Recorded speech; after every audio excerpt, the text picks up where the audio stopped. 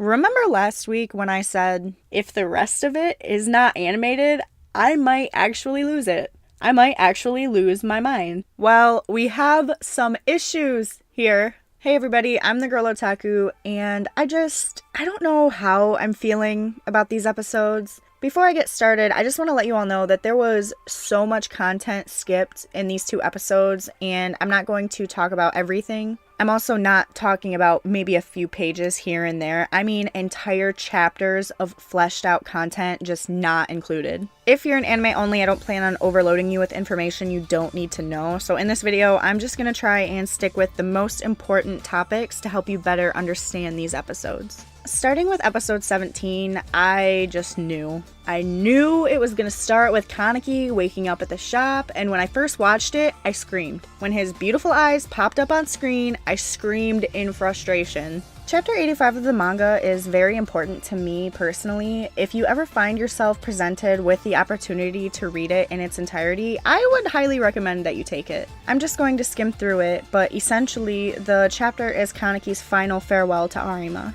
Squad Zero, the team that was led by Arima, states that it was his wish for them to protect Kaneki and help him escape from Cochlea. It was briefly mentioned in episode 17 why the Zero Squad was hanging around Kaneki, but if they had animated chapter 85, it would have been easier to understand why. The reason this chapter is so important to me is mostly because of the last page. In an early episode of Re, when Heisei was sparring with Arima, I'm sure you remember the controversies surrounding this scene and Heisei not touching his chin to signify that he was lying. In the end, Kaneki truly appreciated the happiness that Arima gave him while he was Heisei, and that was really important to me in terms of his character, and I'm really kind of disappointed that it wasn't included. Kaneki also had a discussion with Eto we were supposed to see when he was leaving Cochlea. The Eto conversation is important because I don't necessarily think that people understand what the weight of Kaneki killing Arima means. Arima is god tier, and even though Kaneki didn't kill him directly, other ghouls think he did, so if the ghouls ever wanted somebody to follow, it would be the ghoul who was strong enough to kill Kisho Arima. That's exactly what he wanted. After killing Arima, Kaneki takes the title of the One-Eyed King, and the organization Go is essentially made up of anyone who decides to support Kaneki and his goal. A monumental conversation was skipped between Kaneki and Furuta, but I'm not going to go into too great of detail about it. They talked about Rize and the Washu family, things like that. There is always the possibility that it might be mentioned in the future, but considering how many chapters are covered in these two episodes alone, it's highly unlikely. My thoughts are that Studio Pierrot is going to come up with a roundabout way to end the series without including all this information. On one hand, I can see them skipping this Rize and Washu thing completely and going in an entirely different direction. On the other hand, they could just include a tiny bit of the plot and then literally nothing will make sense. Both situations are possible. To kind of give you a sense of timing, the conversation Kaneki had with Furuta is immediately followed by this Yomo and Hiroko conversation here.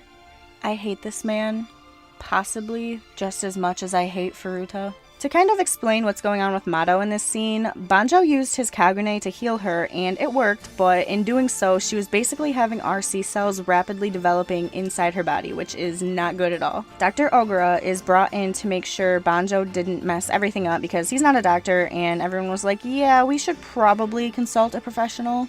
The problem with this situation is that Ogura's team cannot stop RC cells from functioning, and I can't remember how much information we were given on the function of RC cells and things like that, but there is only one way to stop RC cells, and you have to have a certain drug for it, which is only possessed by the CCG. In the manga, a team of GOAT members sneak into a CCG facility to steal the RC suppressant drugs for Mado. They decided to completely cut out that GOAT mission, and we know this not only because we see Mado wake up and visit the Ghoul kids, but also because of Amon in this episode. There was also a huge fight involving him that was left out, and I can't say that I don't understand why that was left out, it just wasn't compatible with the time frame. If you are wanting to know more about what happened while Amon was at Kano's lab, it was explained in the chapters that this episode was animated around. The biggest thing that I'm disappointed about is this interaction that never happened in the anime, but nothing can be done about it now. This next thing I want to talk about is something that I have been waiting literally months to talk about, and it wasn't animated. I held off on saying anything because it could be considered a spoiler and I really didn't want to be, that bitch. But Kaneki in a white suit has me feeling some type of way.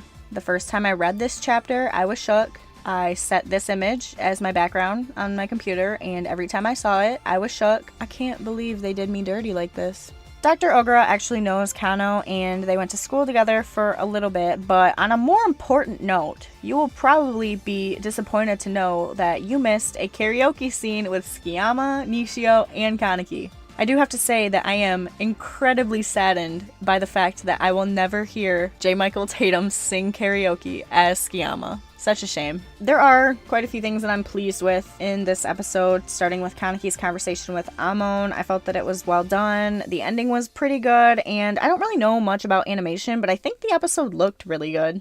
I hear people talk about how the animation in Tokyo Ghoul is questionable at times, but I feel like that's that way in most anime. Of course, I might also focus too much on the good aspects and not realize all the bad, but who knows. Now, moving on to episode 18, I'm gonna try my best to explain this in the least confusing way possible, but this episode literally just jumps around the manga so much, it was really hard to reread the chapters for this. Episode 18 begins with scenes from chapter 114, but also contains scenes from chapters 105 to 118, where the episode ends right in the middle of chapter 118. So they literally just jump around everywhere. This never happened. Urie didn't get Mutsuki flowers and go see him, but I do want you to take notice of Mutsuki's lightened hair color here.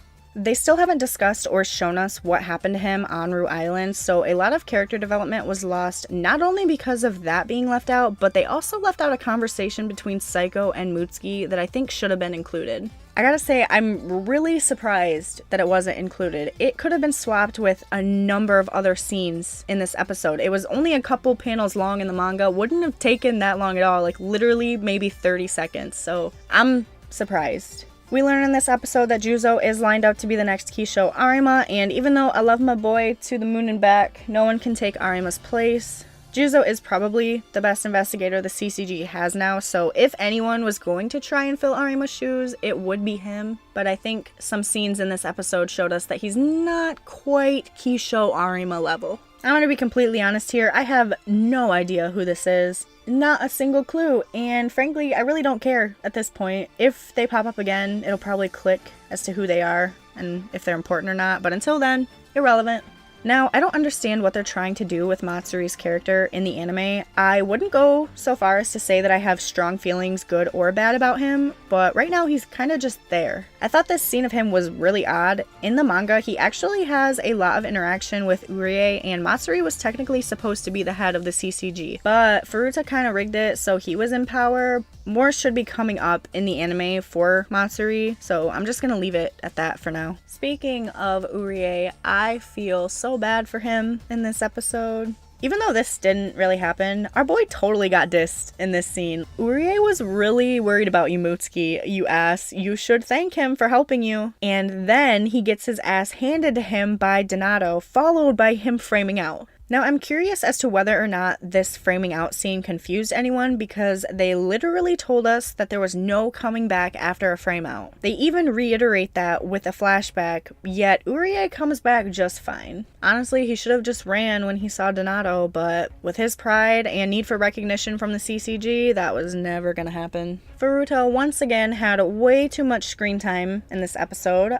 I want to call him a clown because his character is a joke, but he is a literal clown, so I don't really know if that'd make a difference. If you like him, I respect your opinion 100%, but I am curious as to why, so if you like him, let me know why in the comments. I'm going to hold off on talking about the new Quink Squad because I do think that they will talk about it at least a little bit next episode, and if they don't, then I will go into detail about it. But speaking of next episode, which is titled Bonds and gives me total Naruto vibes, in the preview, a clip from the infamous chapter 125 was shown. To those who have read the manga, I'm just going to say, don't get your hopes up. We will be lucky if we get an on-screen kiss, and that's all I think that they will give us, if even that. I'm not expecting anything close to what we get in chapter 125.